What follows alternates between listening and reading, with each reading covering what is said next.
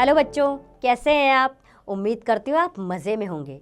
बच्चों, आज हम पढ़ेंगे संज्ञा के विषय में। संज्ञा जिसे नाउन कहते हैं। तो चलिए चित्रों के माध्यम से पढ़ते हैं, देखते हैं और समझते हैं। सामने एक पार्क का चित्र है। तो आपने पार्क में क्या क्या देखा? हमने पार्क में देखा फूल, माली, तालाब, बच्चे, आइसक्रीम वाला, पेड़, हरियाली। तो बच्चों, स्पष्ट है कि हम किसी भी वस्तु, स्थान, प्राणी या भाव को उसके नाम से पहचानते हैं। अर्थात नाम हम सबकी पहचान है। नाम को ही व्याकरण में संज्ञा कहते हैं। तो बच्चों, संज्ञा की परिभाषा एक बार जानते हैं। किसी प्राणी, व्यक्ति, वस्तु, स्थान, भाव तथा अवस्था के नाम को संज्ञा कहते हैं।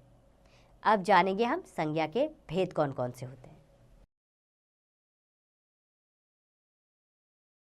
संज्ञा के 3 भेद होते हैं।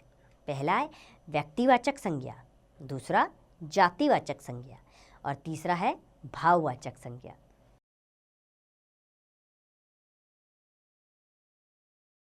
पहले हम व्यक्तिवाचक संज्ञा क्या होती है उसके बारे में पढ़ेंगे। यह संज्ञा किसी विशेष व्यक्ति, स्थान, वस्तु आदि के नाम का बोध कराती है। जैसे इन चित्रों में किसके चित्र दिए गए हैं? पहला चित्र है सचिन तेंदुलकर, फेमस क्रिकेटर। दूसरा है ताजमहल, जो बहुत फेमस है। तीसरा है अक्षर किताब। तो इन चित्रों के नीचे दिए गए नाम शब्द सचिन तेंदुलकर के हैं, एक विशिष्ट व्यक्ति का नाम, और ताजमहल एक विशेष स्थान का नाम है तथा अक्षर किताब एक विशेष पुस्तक का नाम है। तो अतः ये सभी व्यक्तिवाचक संज्ञाएं हैं। अब जानेंगे हम जातिवाचक संज्ञा क्या होती है।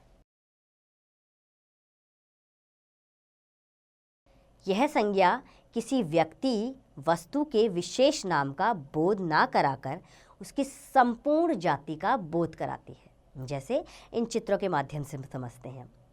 पहला किसका चित्र है? स्कूल का, दूसरा नदी का और तीसरा पक्षी है। तो इन चित्रों के नीचे दिए गए नाम स्कूल, नदी तथा पक्षी किसी विशेष व्यक्ति या वस्तु के नाम ना होकर उसकी संपूर्ण जाति का बोध करा रहे हैं। अतः ये सभी जातिवाचक है। अब समझेंगे हम भाववाचक संज्ञा के बारे में।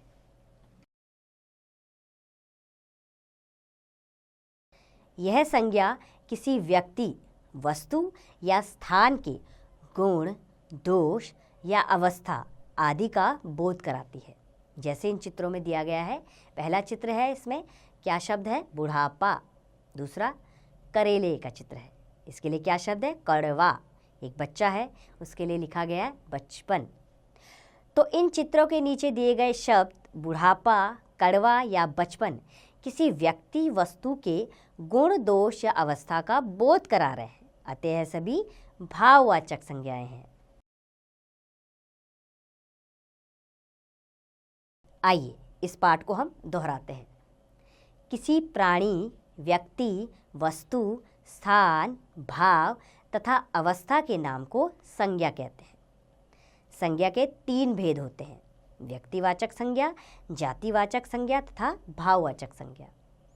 व्यक्तिवाचक संज्ञा किसी विशेष व्यक्ति, वस्तु या स्थान के नाम का बोध कराती है। जैसे पार्थ, मंजू, हिमालय, जम्मू आदि।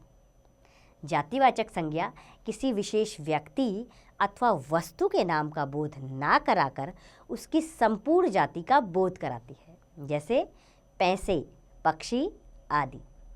भाववाचक संज्ञा संज्ञा शब्दों के गुण, दोष, अवस्था आदि का बोध कराती है। जैसे प्रेम, घृणा आदि इसके कुछ उदाहरण हैं।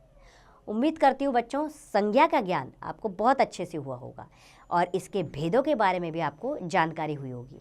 अब आप इसका अभ्यास स्वयं कीजिए।